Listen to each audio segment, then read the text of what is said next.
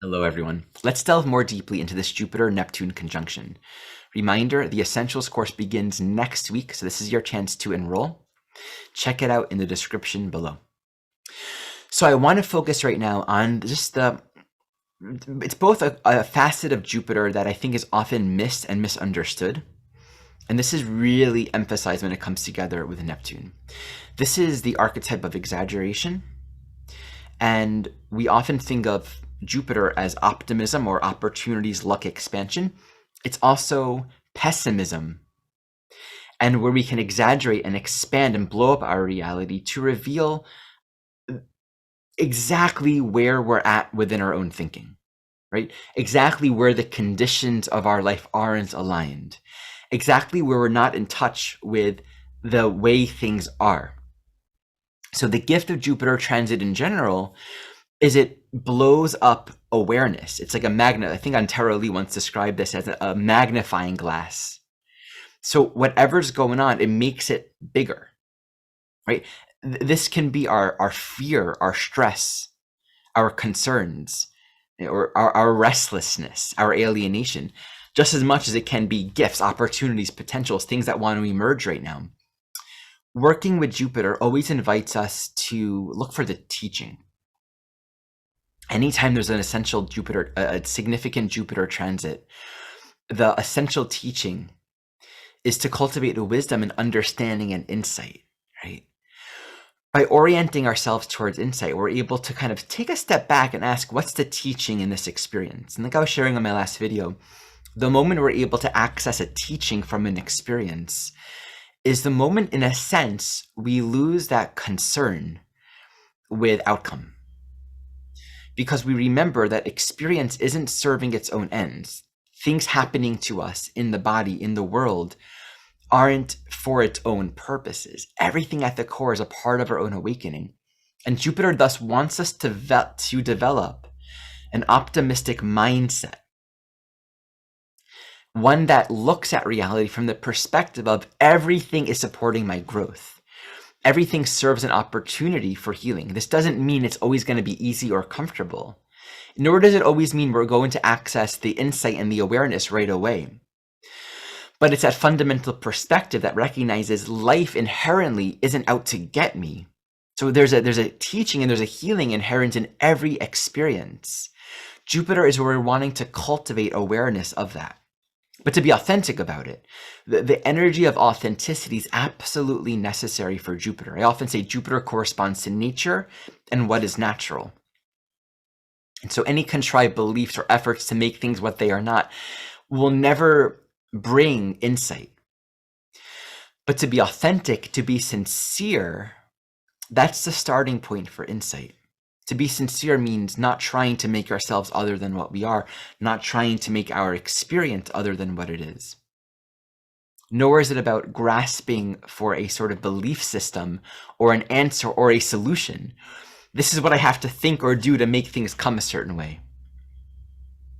So the metaphor of being out in nature, spontaneous, free, there are no roads. There are no signs. There's nothing out there that says, make a left, you go here, this is what happens. It just brings us into the present moment experience. And all good stories, I just always recognize the archetypal truth of this. All good stories carry this quality of, at a certain point, we've let go of outcome. We've let go of our beliefs, our convictions. This is how it has to end up. This is what has to happen. There's a book I read once of this man that was in the Amazon forest, I believe. And he was on this journey with a guide to meet what he described as the lost shaman of the lost people. And he wanted to drink this medicine from this lost people, or the hidden people, maybe, the hidden shaman of the hidden people. It was sort of this mystical idea of there's a community out there, they're kind of hidden and they're magical, and there's this medicine. And after all this traveling, they just couldn't find this community. And him and this guide went into this lake or this river, and they swam. And it was so refreshing to just swim in this river. And he said, you know what? If the whole journey was just for this moment, that would be enough. I'm content. I feel grateful for the water. It's cooling me off. This is a wonderful experience. In that moment, the hidden or the lost shaman appears and takes him to his community. And the story unfolds. He was expecting to drink this medicine, and the shaman says, "You've already drunken this medicine. You drunk it with your first breath." And there's this beautiful teaching. If you take this medicine in the right way, it can teach you your true nature. It can show you who you are, just like any breath can do that for you. And he wanted to show him that medicine is in the moment, but not in this abstract way, but it's truly in the moment. And he tasted that in his surrender to experience. He tasted that in just letting right now be enough.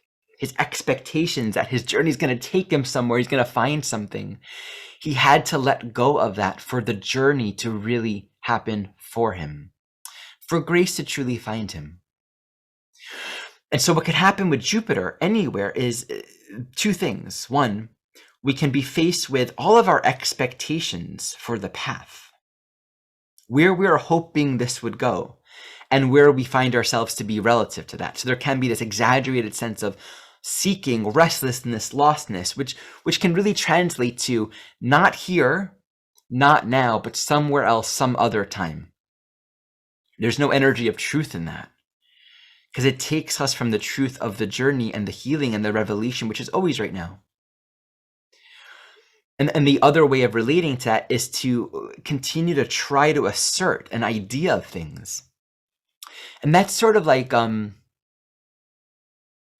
holding on to a metaphor for that would be, taking your religious book and just coming back to the teachings over and over and over again.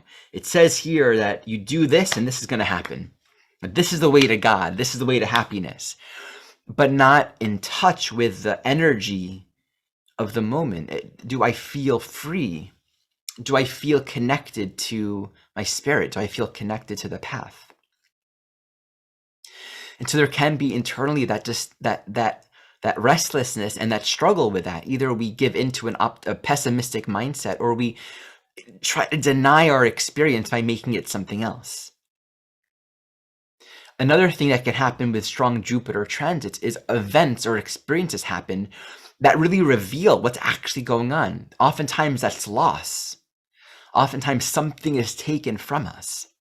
Right? Experiences happen within phenomenal reality that will then kind of, it's like the thumb, boom, the thumb was here, you move it away, and suddenly you can see something that you actually couldn't see prior to this object being removed. It could be an experience, it could be an event. It could be something you read. Something can occur that actually feels difficult, but it has the effect of inducing more awareness of what is. And that can be uncomfortable. Again, we can fall into a pessimistic mindset. And in fact, we can exaggerate and really find that we're really facing all the ways in which we've been placing conditionality, conditions on the path. I'm going to do this work and it's going to end up this way. This is the result of my work. And with Pisces involved, this is what I've been praying for. This is what my dreams told me. This is what the psychic told me. All these ways in which we create beliefs that are actually delusional. Beliefs are delusional when they're not grounded in direct experience. In fact, we can really say, in a sense, when a belief becomes a source of ultimate meaning, right? When we give our total faith, there can be a level of belief that is sort of held loosely. When we invest ultimate meaning and purpose in a belief, we're surrendering to it. We're giving our whole life to it. That could actually be a very scary experience. When you bring Jupiter and Pisces with Neptune, there can actually be massive disillusionment, where you really thought things are a certain way or are going to be a certain way, and then they're not. Or the path, the journey is a little more windy than you anticipated. And we're being called into a relationship to this moment. We're being called into a deeper surrender, a deeper trust of the journey.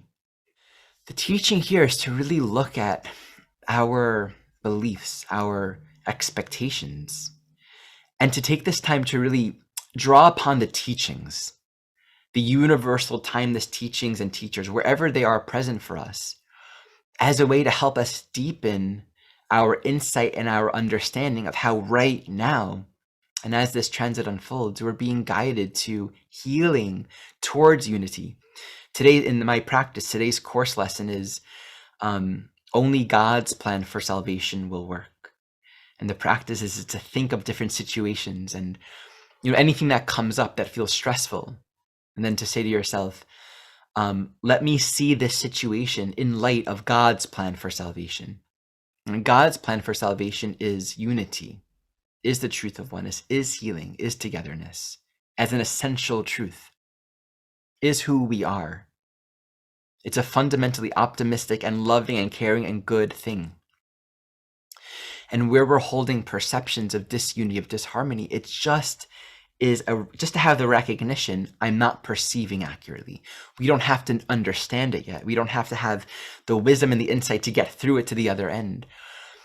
But that's where we get to practice coming back to the practice. And that's the work that we get to do, to seek insight, to seek guidance. So there's a lot of opportunities here for opening up and deepening our inspiration, deepening our humility. And there's also this really important teaching. We give the teachings through our being. We share love, we share unconditional acceptance, we share unconditional peace. We vibrate that, we offer that. And that offering is one of the ways in which we get to realize it within ourselves and cultivate deeper insight into our own journey, into our own path. So as we're in this Jupiter balsamic phase to Neptune, let me just share my screen for a moment so you can see this. I have Neptune on the ascendant, so we're 10 degrees away. And over the next couple of weeks, we're going to be coming into this conjunction. It's asking us to deepen in our spiritual practice and notice where we might get exaggerated in here's the issue, meaninglessness. There's no meaning. I'm lost. I don't know what to do. Everything's chaos, right? More so an opportunity to let go of our expectations and assumptions and strong beliefs we put value and meaning into, and to become really open to the learning. There's immense healing in this transit, and it's trining the South Moon in Scorpio. So of course, a lot of psychic content's emerging and healing core past dynamics. There's a great opportunity to heal and to see a lot more and to see a lot more clearly. So the blessing and the prayer in this is that we can really cleave to the teachings, the beautiful teachings and the wisdom that comes from our teachers, that comes from the earth, that comes from our teachers, the different pathways that are available for us to cultivate knowledge and insight along this journey. We're held, we're guided. There's an immense amount of love here for us to learn exactly from now, from where we are. Thank you for watching.